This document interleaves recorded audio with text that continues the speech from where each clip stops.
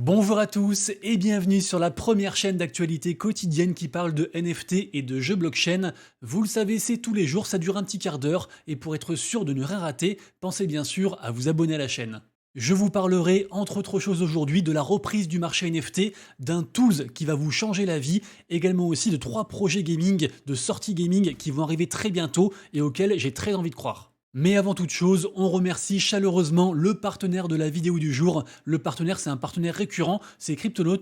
Vous le savez, c'est un site d'information gratuit et dispo en français. Donc dessus de l'actu quotidienne sur tout ce qui est NFT, crypto, mais aussi une partie finance tradi et une partie plus générale quand c'est une info qui affecte tout l'écosystème, évidemment. Aussi, vous retrouverez des articles plus de fond, des comparatifs, des conseils, les sorties des nouveaux projets, pas mal de choses, des vidéos aussi. Vous aurez le lien en description juste en dessous et merci beaucoup à Cryptonaut.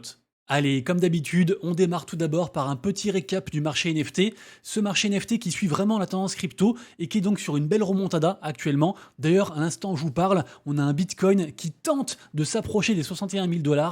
On est à 67 700. On espère que ça va continuer. Au niveau des chiffres globaux côté NFT, on a un market cap global, donc toute blockchain confondue, tout NFT confondu, à 69,19 milliards de $. Donc nette augmentation par rapport à hier. On a notamment des très beaux volumes côté Solana, 400 millions de $. C'est évidemment dû à l'arrivée, au retour de la collection NFT des Gods. J'en ai parlé hier, qui a d'ailleurs un joli floor price à 53 sols, 15% d'augmentation aussi pour des Gods, assez incroyable. Côté NFT Bitcoin, NFT Ordinal, également aussi, on a des fortes explosions, notamment je pense à Non-Monkeys qui retape les 0,4 Bitcoin de floor price. C'est du Bitcoin, hein, donc ça reste vraiment des prix énormes. Et vraiment, il y a un retour aussi d'attention, il y a un retour de liquidité au général sur tout le marché NFT. Et côté Ethereum, pareil aussi, aidez-moi ça, on a beaucoup de vert. On est sur un joli retour de dynamique et on espère que ça va durer. Le top 3 des NFT qui ont fait le plus de volume depuis hier, donc ceux qu'il faut surtout surveiller, ceux qui bougent le plus, sont donc Non-Monkeys, comme je viens de dire. En 2, on a les CryptoPunks. D'ailleurs, on a eu une très belle vente. On a le CryptoPunks numéro 7846 qui a été vendu à 557 000 $. Donc forcément aussi, ça contribue à ce gros volume par rapport à ce top 2 de CryptoPunks. Et en 3e position, on a de nouveau une collection sur Bitcoin. On a les Bitcoin Puppet qui a atteint un floor price de 0,31 Bitcoin. Ensuite, vous connaissez sûrement ce site, le site Etherscan. En tout cas, j'espère que vous connaissez parce que c'est vraiment un site obligatoire. Sur Etherscan, de base, ça sert à quoi? Ça sert à traquer, à suivre toutes les transactions qui se passent sur Ethereum, les vôtres et celles des autres aussi, bien sûr. Toutes les transactions, vraiment. Je rappelle que la blockchain, c'est un livre ouvert. Également aussi sur Etherscan, on peut révoquer les autorisations qu'on a accordées à différents protocoles et ça il faut le faire régulièrement parce que des fois on accorde une autorisation entre guillemets illimitée dans le temps, sauf que si un jour ce protocole est compromis, possiblement il peut servir de votre autorisation accordée genre il y a 1 an, 2 ans en arrière pour prendre les fonds que vous avez donné l'accord de prendre. Vous avez compris? Bref, vérifiez bien, c'est important. J'en parle d'ailleurs dans la vidéo que j'ai faite qui s'appelle Plus jamais ça, avec 3 choses à mettre en place gratuitement pour protéger vos cryptos et vos NFT. Allez voir la vidéo si ce n'est pas encore fait. Et donc j'allais vous dire que Etherscan, c'est un site absolument indispensable. Et là en fait, ils viennent d'ajouter une nouvelle feature super intéressante. Par exemple ici, je mets l'adresse de wallet et vous avez une nouvelle fonction qui s'appelle Cards, qui est juste là, Cards, C-A-R-D-S. Vous allez dessus et vous saurez tous les airdrops que vous n'avez pas encore claim, plus aussi s'il y a des choses auxquelles il faut faire gaffe. Par exemple, ici on apprend que j'ai jusqu'à 25 $ et 82 NFT qui sont à risque. Et donc, comme je disais, on peut révoquer l'autorisation en allant ici. Et juste à gauche, c'est la fameuse case qui va me dire si j'ai oublié de claim un airdrop. Là, en l'occurrence, j'ai pas de airdrop à récupérer malheureusement. Mais du coup, faites-le bien pour à la fois le côté sécuritaire et à la fois aussi le côté airdrop, évidemment.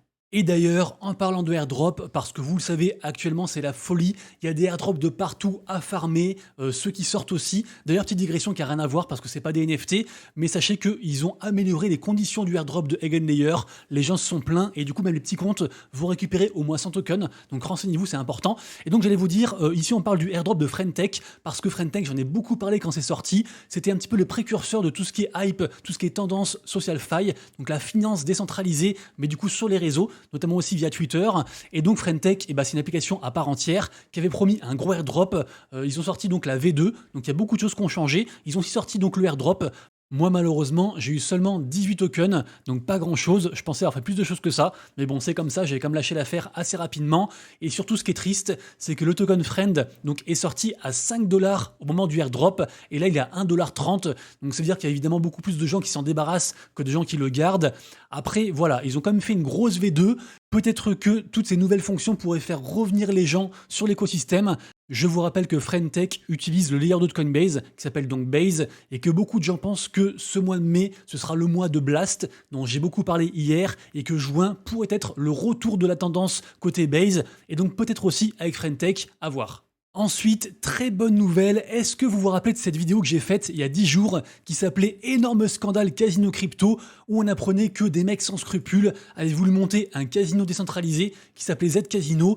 Les gens avaient déposé 30 millions de dollars sur du coup cette plateforme et en fait la team de Z Casino a transformé l'argent des gens contre leur gré, contre soi-disant du token, donc en gros une grosse escroquerie. On avait aussi parlé du rôle de l'enquêteur Web3 ZachXBT, qui est très connu pour mettre en lumière des scams. Et là, ce qui est cool, c'est qu'on apprend par la FIOD. La FIOD, qui est donc une agence gouvernementale des Pays-Bas, qui gère justement tout ce qui est enquête fiscale. Donc on apprend qu'un homme de 26 ans a été arrêté parce que justement soupçonné en fait d'être du coup dans cette histoire de cette casino, d'être un des auteurs. Sa maison perquisitionnée. Ils ont retrouvé plus de 11,4 millions d'euros d'actifs divers, dont de l'immobilier, des voitures de luxe, des trucs en crypto-monnaie, etc. Tout a été saisi. Le mec, du coup, a été présenté au parquet. Pour l'instant, il est encore en détention. Mais du coup, ça fait super plaisir, surtout pour les victimes qui pourraient donc revoir leur argent. D'ailleurs, il y a carrément aussi un formulaire à remplir. Si vous-même, vous êtes victime, si vous avez déposé de l'argent, du coup, sur Z Casino, n'hésitez pas à remplir tout ça. Alors, je ne sais pas pour ZachXBT, mais on apprend aussi que Binance a collaboré étroitement pour retrouver les mecs. Comme quoi, des fois, il y a une justice, des fois, on retrouve les mecs, et ça, c'est quand même super cool.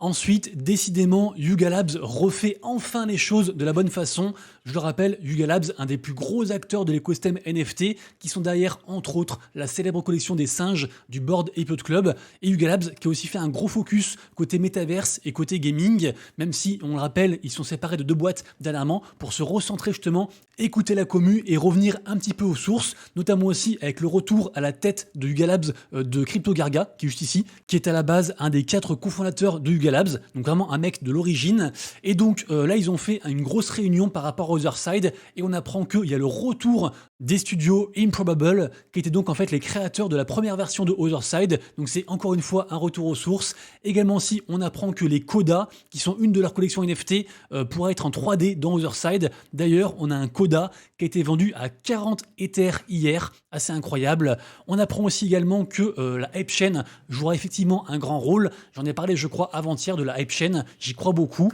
Également aussi qu'il y aura un projet qui s'appelle le projet Dragon, qui arrivera cet été et qui sera en gros un gros événement où les gens pourront se foutre sur la gueule avec des armes. Tout ça pour dire que Yuga Labs refait les choses en grand et vraiment on a envie d'y croire. Les floor price des différentes collections NFT reflètent ce retour de hype et donc forcément on continuera à en parler.